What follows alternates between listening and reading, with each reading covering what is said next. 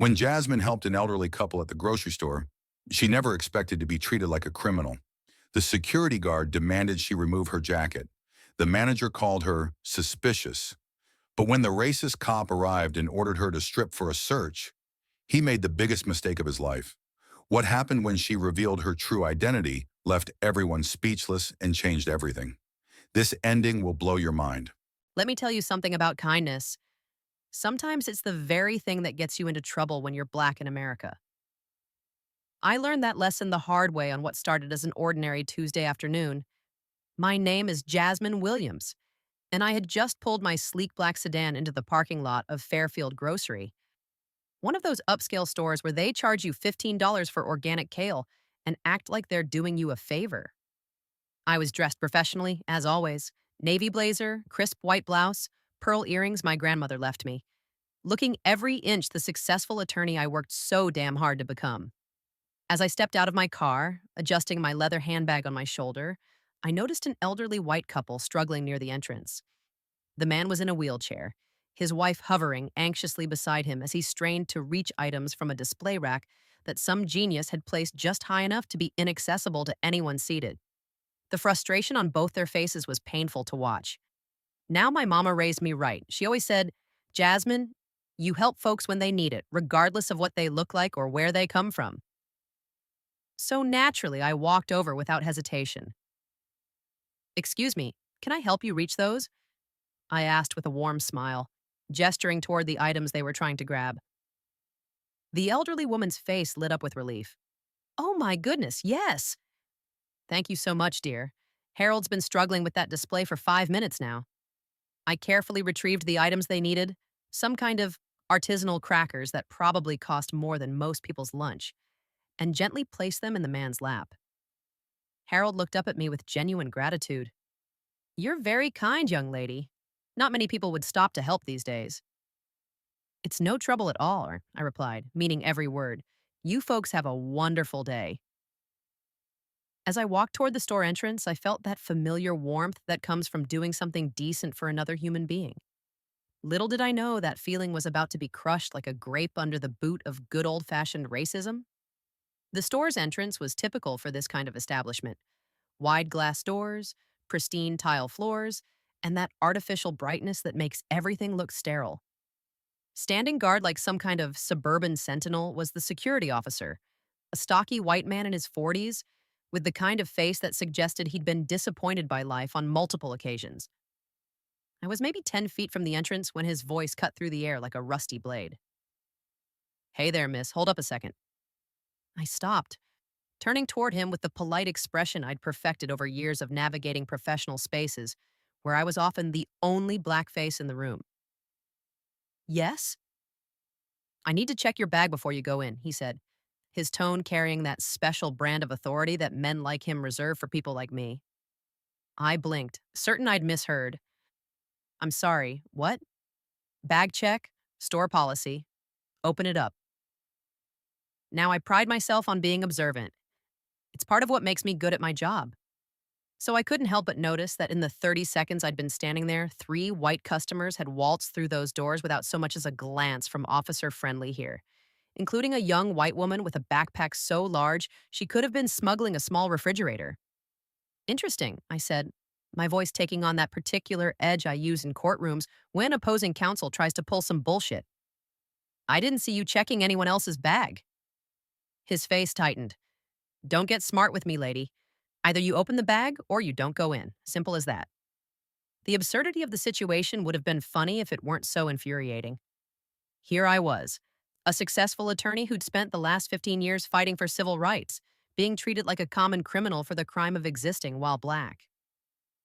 "Show me the written policy that requires selective bag checks," I said, my legal training kicking in. "I don't need to show you anything. This is private property and I'm telling you what the rules are." Oh, the irony. This man probably couldn't spell constitutional law if you spotted him half the letters. Yet here he was, lecturing me about rules and policies. I could feel the familiar burn of humiliation rising in my chest, but I'd learned long ago that sometimes you have to pick your battles. Slowly, deliberately, I opened my handbag and displayed the contents: wallet, phone, keys, lip gloss, and the business cards that identified me as exactly what I was, a licensed attorney with more education than this man could dream of. Happy? I asked, my smile so sweet it could have given him diabetes. But oh no, we weren't done yet. This was just the opening act. Take off the jacket. The words hit me like a slap. Excuse me? The jacket. Take it off. I need to make sure you're not hiding anything. At this point, a small crowd had begun to gather. Other shoppers slowed their pace, some stopping entirely to witness this fascinating display of public humiliation. I could see it in their faces, that mixture of discomfort, curiosity, and for some, barely concealed satisfaction at seeing someone they perceived as uppity being put in their place. You want me to remove my clothing in a public parking lot? I asked, loud enough for our growing audience to hear clearly. It's just a jacket, lady. Don't make this harder than it needs to be. The rage was building now, hot and sharp behind my ribs. But I'm a professional, and professionals know how to channel their anger into action. So I slowly removed my blazer, handing it to this man who had probably peaked in high school, and watched as he performed his little show of authority, checking every pocket like he was conducting a federal investigation. Can I go shopping now? I asked once he'd finished his performance. He nodded grudgingly, but his eyes never left me, as if I might spontaneously combust into criminal activity at any moment. Walking into that store felt like entering enemy territory. The bright lights seemed harsher now. The classical music playing overhead sounded mocking, and I could feel eyes following my every movement. Sure enough, within minutes, I had acquired a shadow. Another security officer who seemed to think I needed a personal escort through the produce section. Every time I stopped to examine tomatoes, he stopped. When I moved to the dairy aisle, there he was, pretending to straighten milk cartons while watching me like I might pocket a wheel of cheese. It was the kind of surveillance that would have been laughable if it weren't so goddamn degrading. By the time I reached the checkout line, my nerves were frayed and my patience was hanging by a thread thinner than dental floss. The cashier was a young white woman, probably in her early 20s, with that particular brand of suburban confidence that comes from never having to question your place in the world. She began scanning my items: organic vegetables, grass-fed beef, imported olive oil, the kind of groceries that matched my income bracket, and I watched her expression change with each beep of the scanner. Wow, she said, loud enough for the customers behind me to hear. This is a pretty expensive order. Yes, it is, I replied evenly. Do you, I mean, are you sure you can afford all this? The question hung in the air like a toxic cloud. Behind me, I could feel the other customers listening, waiting to see how this little drama would unfold. Are you asking about my financial status? I said, my voice carrying the kind of cold professionalism that usually makes opposing attorneys squirm. She backpedaled quickly, but the damage was done. No, it's just that these are really premium items, and sometimes people don't realize how much it adds up. I pulled out my credit card, the kind with no spending limit that comes with being a successful professional, and placed it on the counter with enough force to make a point. I think this should cover it, I said dryly. The girl's face flushed red as she processed the payment, but the humiliation was complete. I'd been profiled, searched, followed, and questioned about my ability to pay for groceries in the span of 20 minutes. As I gathered my bags and headed for the exit, I could feel the weight of every stare, every whispered comment, every assumption that had been made about me from the moment I'd decided to help an elderly couple reach some crackers. Walking to my car, I thought about my daughter, about the conversations we'd had about dignity and respect, about the progress we thought we'd made, and I realized that kindness, the simple act of helping another human being, had somehow marked me as a threat in the eyes of people who saw my skin color before they saw anything else. But here's the thing about being a civil rights attorney. You don't just accept injustice and move on. You document it, you fight it, and you make damn sure it doesn't happen to the next person. As I loaded my groceries into my car, I was already planning my next move because if they thought this was over, they had another think coming.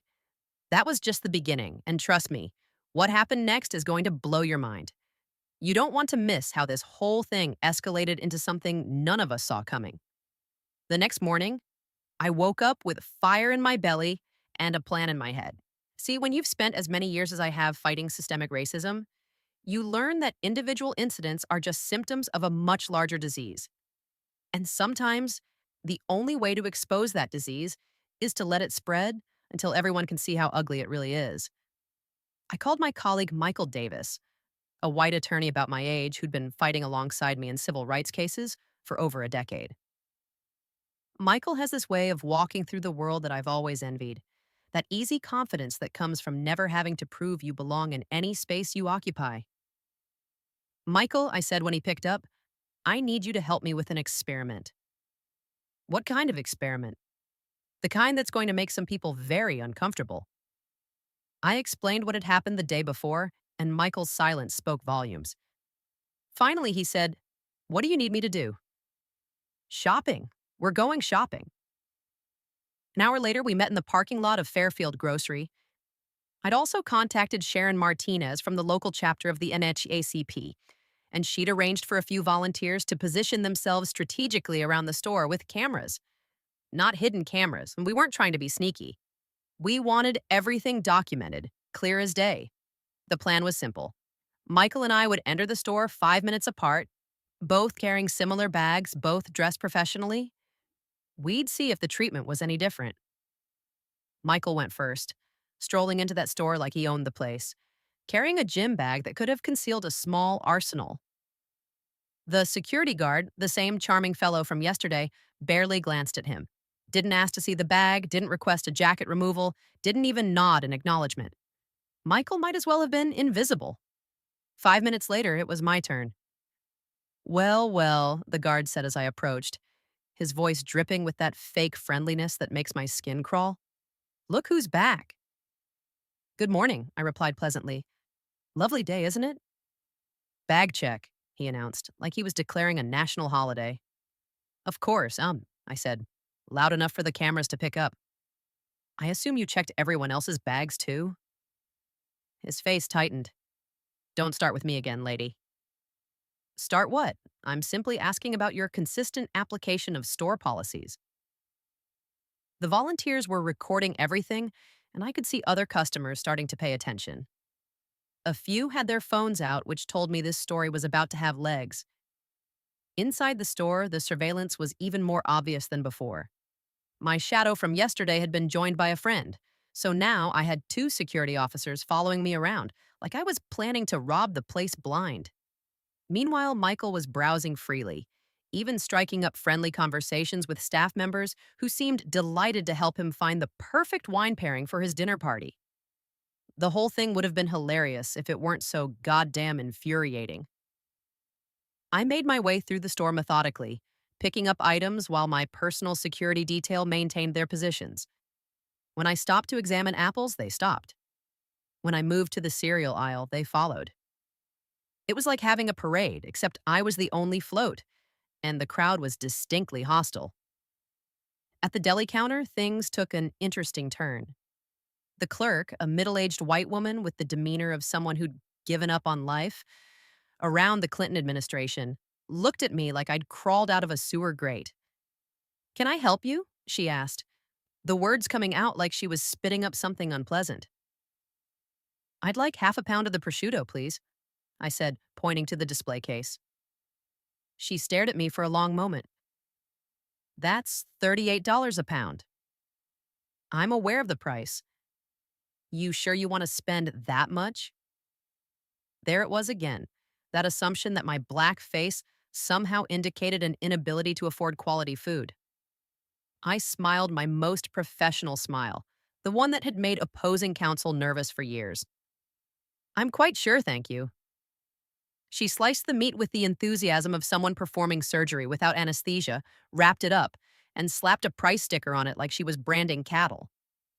$32.50, she announced.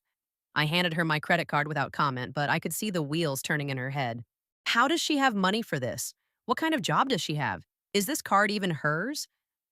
By the time I reached the checkout line, word had apparently spread about the difficult customer from yesterday. The manager appeared, a thin white man, in his 50s with the posture of someone who'd been beaten down by middle management for decades. Ma'am, he said, approaching me with the careful distance of someone handling a potentially explosive device. I understand you've been causing some disruption in our store. Disruption?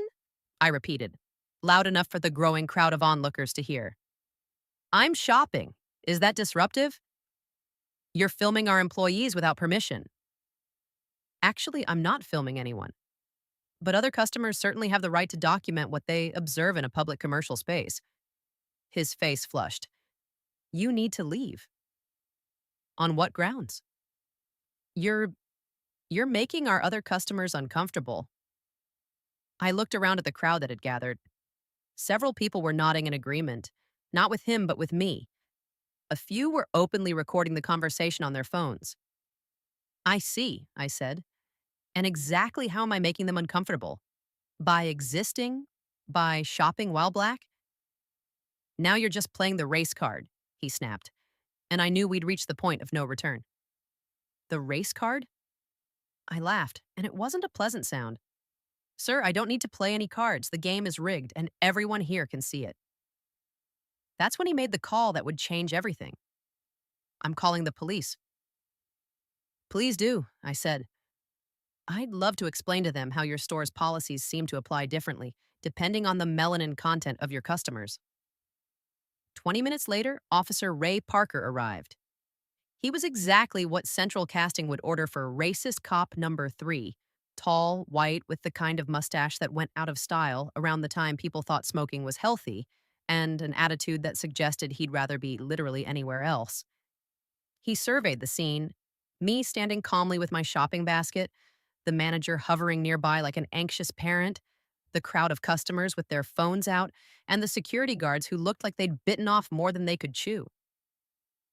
What seems to be the problem here? Parker asked, directing his question to the manager while looking at me like I was a particularly unpleasant stain on his day. This woman is refusing to leave the store, the manager said.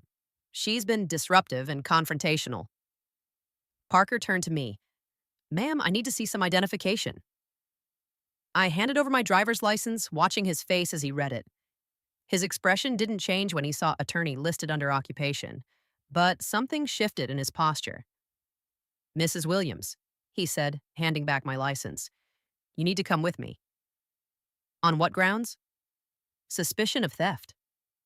The words hit the crowd like a bomb. People started murmuring, some gasping audibly. I felt that familiar burn of rage, but I kept my voice level. Theft of what exactly? I'll determine that after a search. And there it was.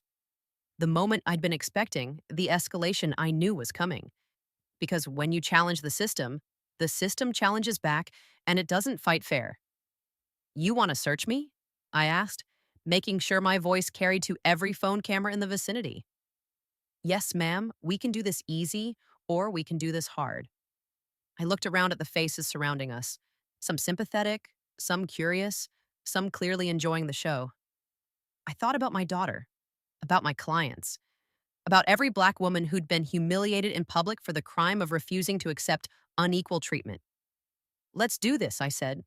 This is where everything changes. What happens next is going to shake you to your core. Stay with me, because the climax of this story is about to blow your mind.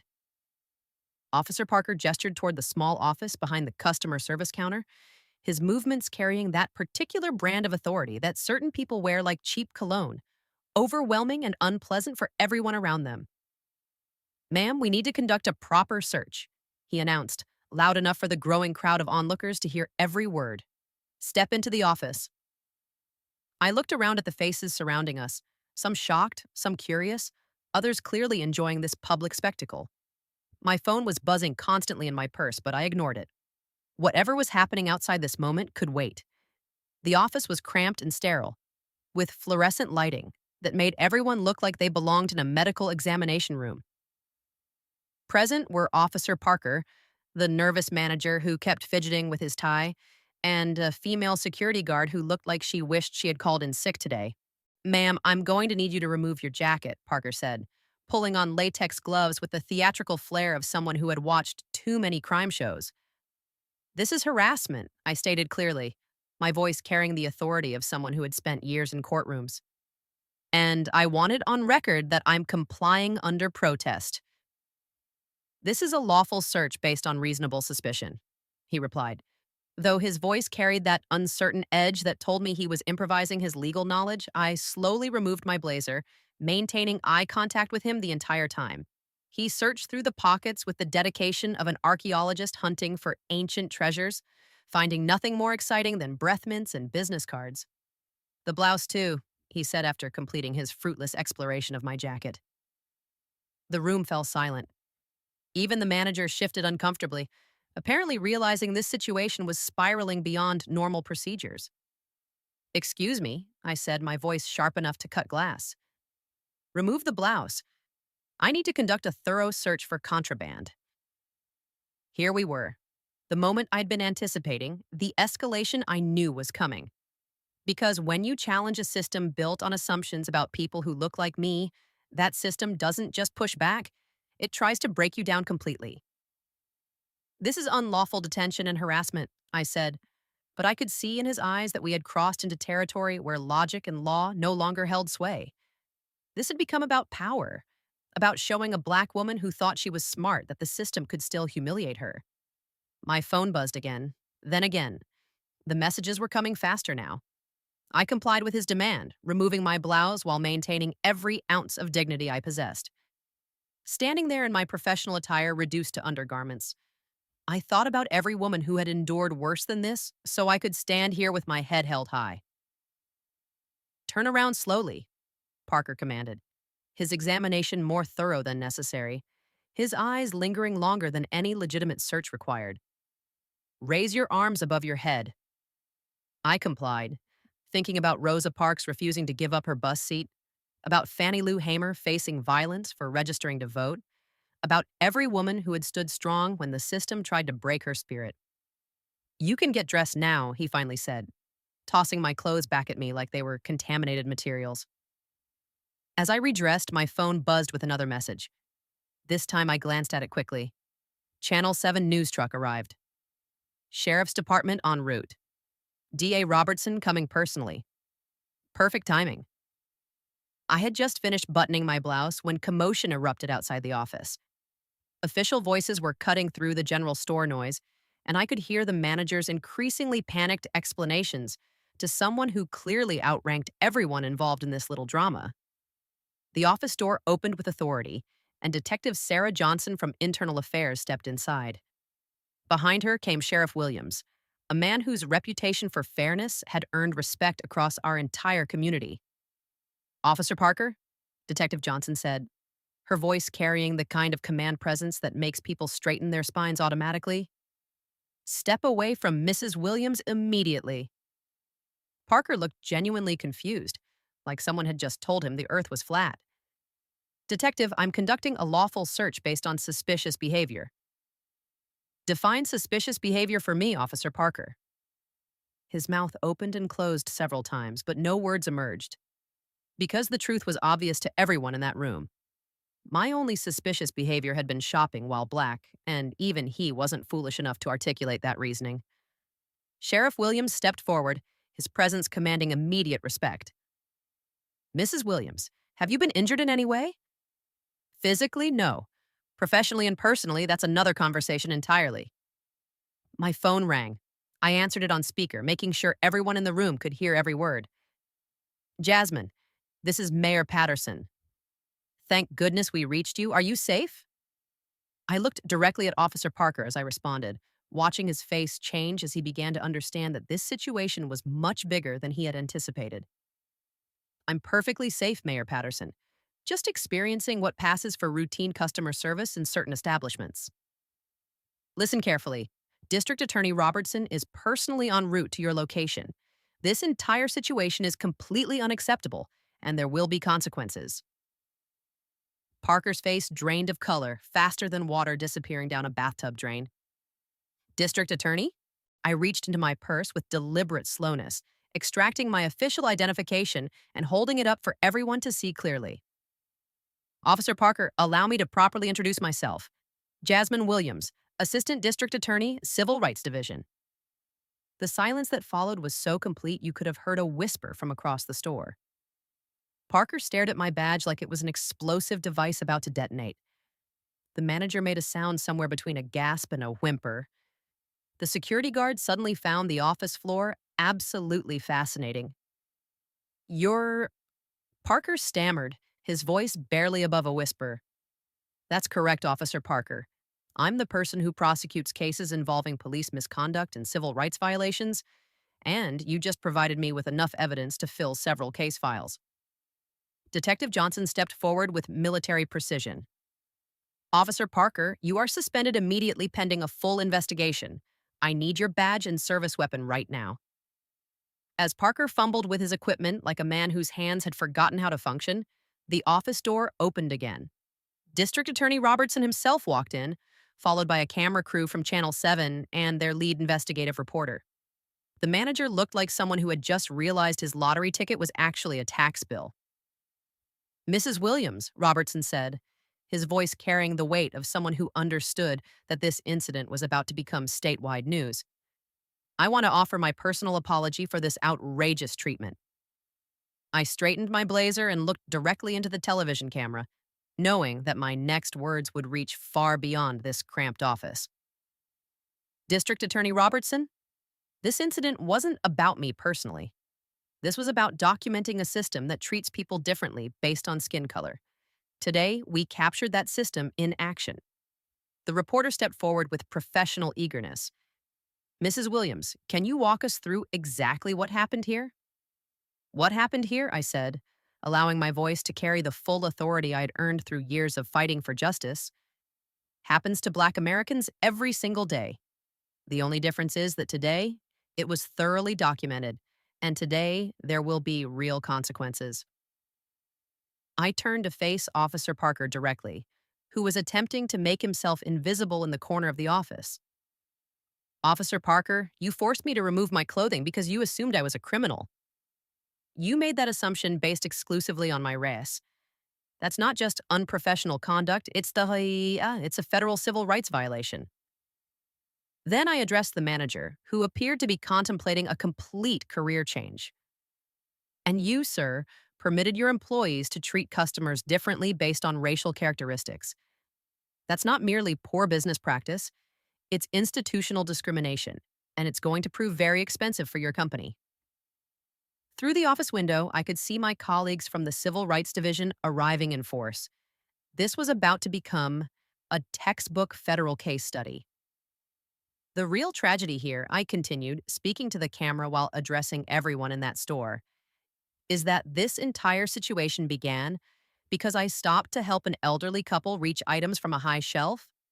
A simple act of human kindness somehow transformed into grounds for suspicion, harassment, and ultimately forced undressing. But that pattern of injustice ends today. 4 hours later, Officer Parker had been terminated from the police department. The store manager was facing federal civil rights charges. The grocery chain's corporate headquarters had issued a public apology and announced mandatory anti-bias training for every employee nationwide. 2 weeks later, I returned to that same store. The transformation was remarkable. The new security staff, a diverse team of professionals, greeted every customer with identical courtesy and respect. The new store manager personally welcomed me and apologized again for the previous incidents. As I shopped without surveillance, without financial interrogation, without assumptions about my character or intentions, I reflected on the nature of genuine progress. Real change isn't just about updating policies or attending sensitivity workshops. It's about creating environments where a Black woman can perform simple acts of kindness without expecting to be treated like a criminal. Standing in the checkout line, paying for my groceries without interrogation or suspicion, I realized something profound. Sometimes you must allow an unjust system to reveal its true nature before you can effectively change it. Sometimes enduring temporary humiliation is necessary to expose permanent injustice. And sometimes, just sometimes, basic human decency gets the respect it deserves, but only after you fight with everything you have for the right to be decent without facing consequences.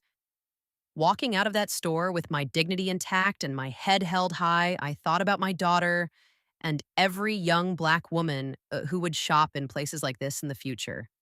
They would still face challenges.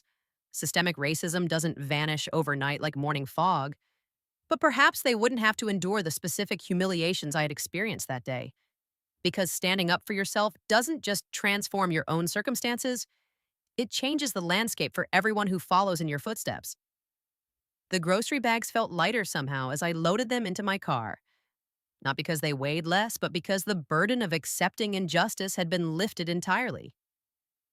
6 months later, that incident became the foundation for new statewide legislation requiring bias training for all retail employees and establishing clear protocols for customer interactions. What started as a simple act of helping someone reach crackers had evolved into a legal precedent protecting civil rights. And that, as I tell my daughter, is how you transform humiliation into empowerment, discrimination into legislation, and racism into a very expensive lesson in constitutional law. The system had tried to break me down, but instead I broke it open for everyone to see. Sometimes that's exactly what justice looks like. Not perfect, not immediate, but persistent and ultimately transformative. As I drove home that evening, I smiled thinking about tomorrow's shopping trip to that same store. Because tomorrow and every day after, I would shop as a customer, not as a suspect. And that simple dignity, the right to exist without justification, was worth every moment of discomfort it took to achieve.